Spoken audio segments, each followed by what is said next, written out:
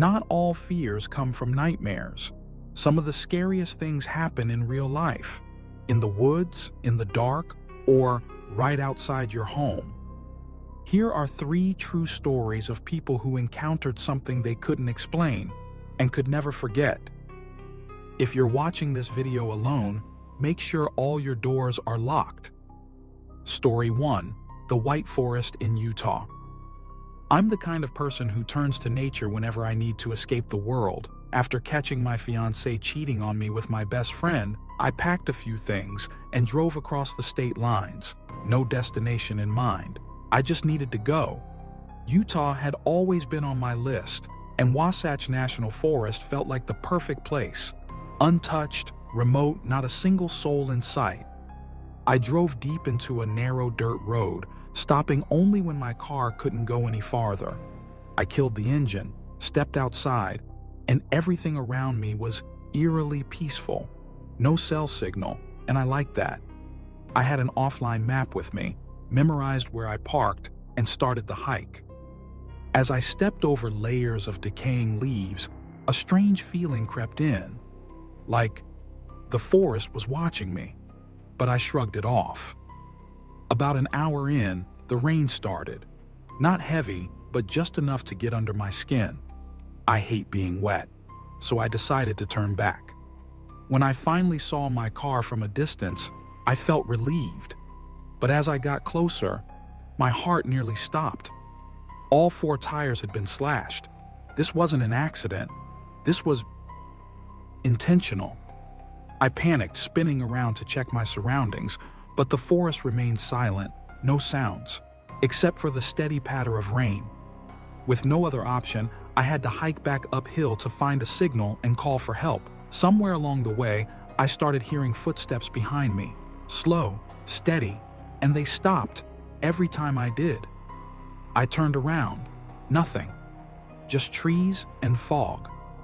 But I knew I wasn't alone anymore. I started noticing strange things. A wooden pendant sitting on a rock by the path, carved with a circular symbol and a single eye in the middle. I didn't touch it.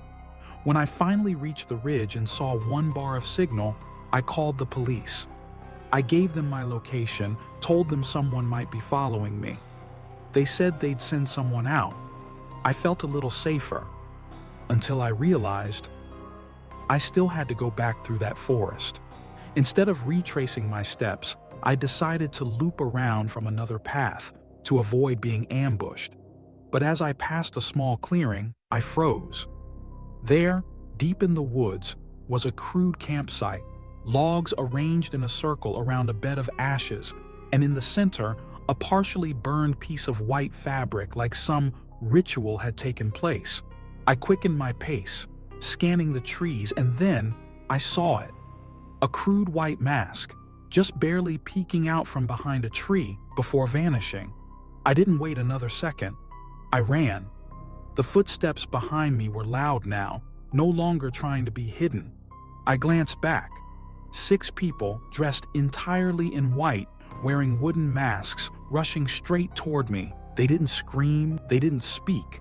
They just charged, like mindless beings. I ran like hell, heart pounding out of my chest. My knees were numb, my lungs on fire, but I couldn't stop. Then, like a miracle, I saw the flashing lights of a police car. I collapsed the moment I reached it, gasping for air. When I looked back, they were gone. Not a single soul in the fog-drenched woods. The officer looked at me and said, "You're lucky. That forest used to be a gathering spot for some unusual cults. They don't like outsiders." I still don't know what really happened out there. But a few days later, I found something tucked beneath my windshield wiper. A rough piece of paper, slightly smudged from rain, but the writing was still clear. Next time, ask for permission. Story 2: The Call from Dudley Forest. I don't believe in the supernatural, haunted forests, cursed villages. To me, they're just clickbait. I like facts.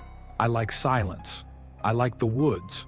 So when I found out about an abandoned forest called Dudley Town in Connecticut, a place that's been banned from entry and shrouded in rumors, I decided to explore it alone.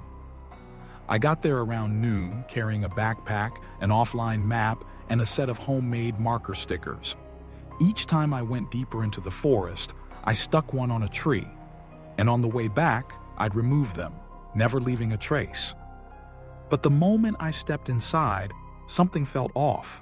The forest was completely silent. No birds, no insects, not even the wind. Only the sound of my own footsteps brushing against the dry leaves. Something wasn't right. Still, I kept going. But the deeper I went, the stronger the feeling became, like I was being watched. I stopped a few times, looked around, listened, but all I saw were barren, spindly trees. Then suddenly, the first sound broke the silence. A long, thin moan drifting from somewhere far away. I froze.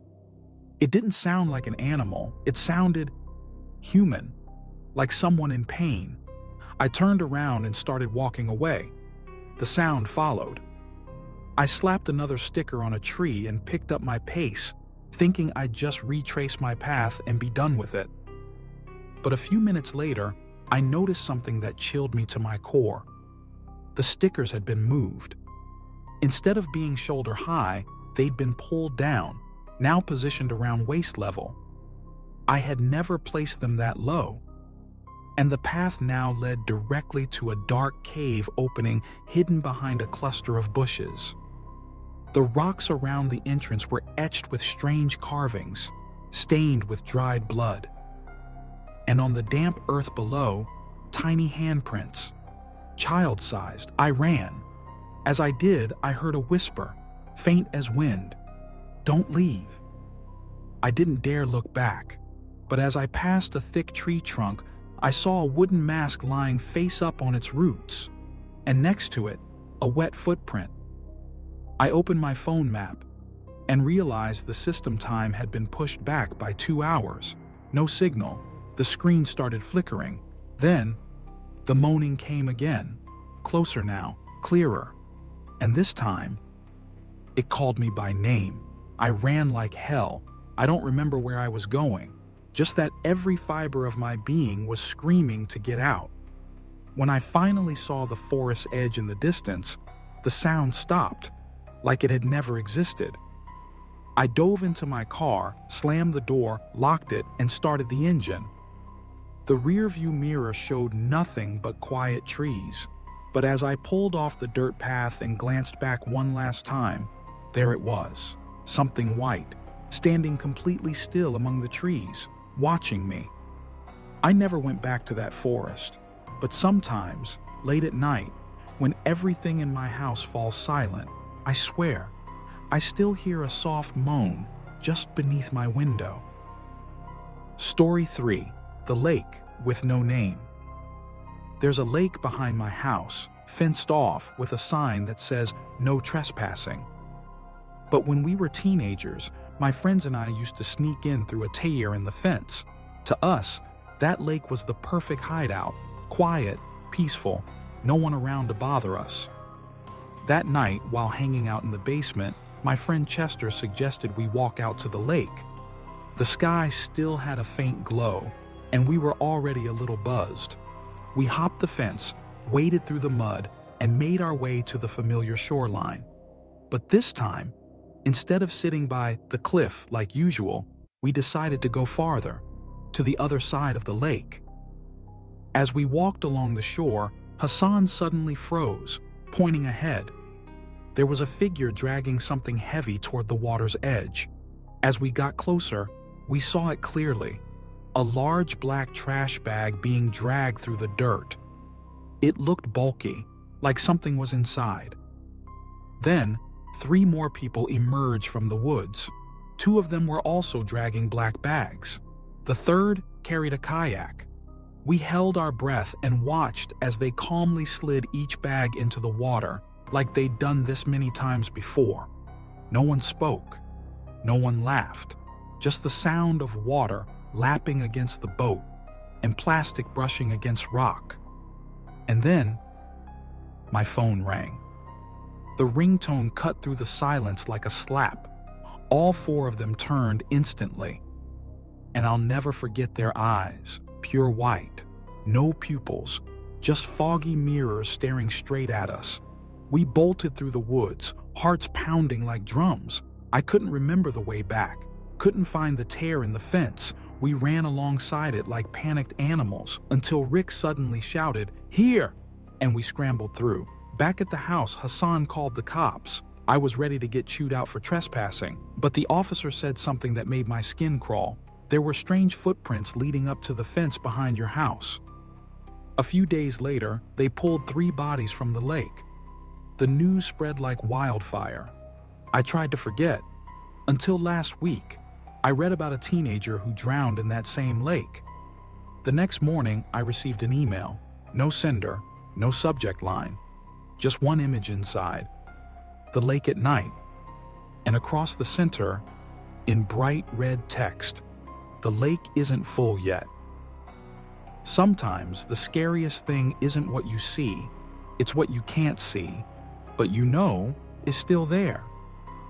If you've ever experienced something strange, terrifying, or unexplainable, share your story. Who knows? It might be the next one. Thank you for watching. Don't forget to lock your doors and turn off the lights.